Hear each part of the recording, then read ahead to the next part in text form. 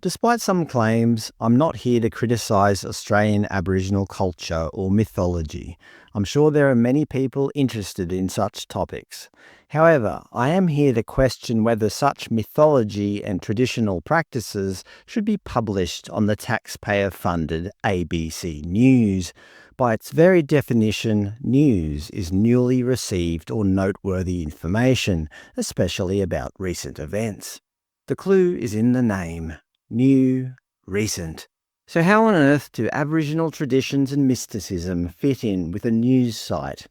I can only assume that the ABC, an organisation that is supposedly funded by all of us, has been taken over by people who are less interested in news and more interested in pushing their own personal agenda. Here are some examples sent in by viewers. Take this one, published only a few days ago.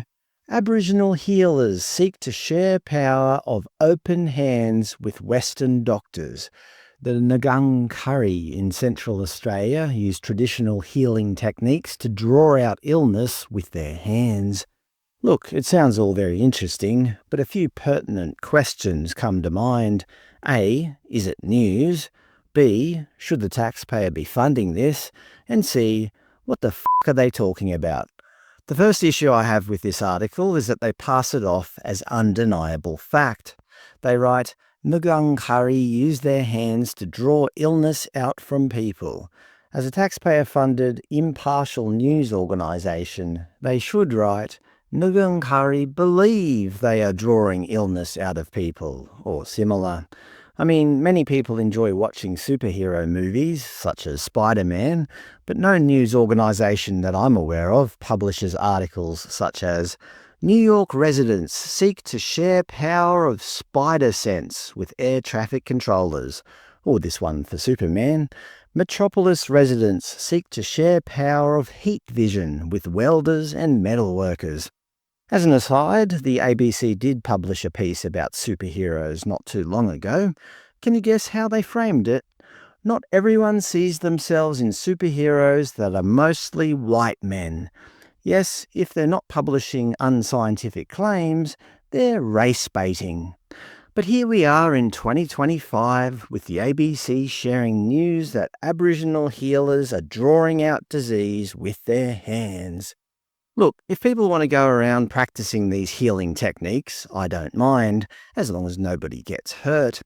As you can see on screen, the point of this news article is to promote a new book about traditional healing.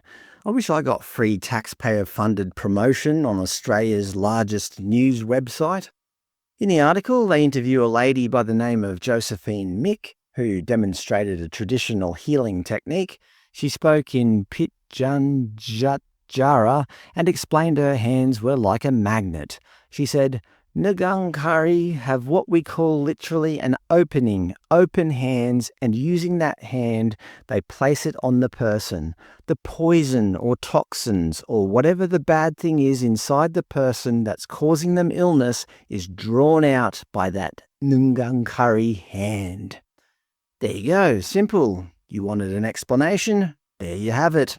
She noted that a Western doctor has training and they might do a lot of their training by reading textbooks and things like that, but a Ngangkaṟi learns by actually doing it. It's in their spirit.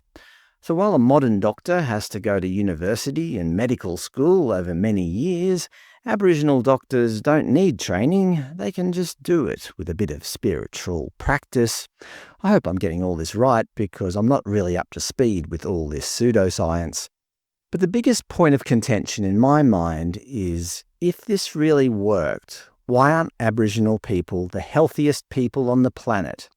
The Australian Institute of Health and Welfare noted earlier this year, on average, First Nations people living in remote areas have higher rates of disease burden and lower life expectancy compared with those in non-remote areas. Similarly, Diabetes Australia reported, new insights into Aboriginal and Torres Strait Islander health reveal alarming rise in diabetes. So either the traditional healers aren't doing their job, or the ABC is peddling misinformation on the public dime. Which is it? And just one more example of Aboriginal mysticism posing as taxpayer-funded news.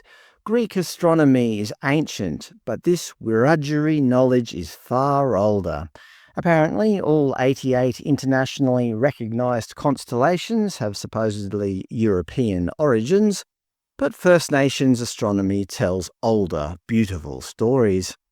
Again, it's always about Aboriginal culture being older and therefore, what, more credible?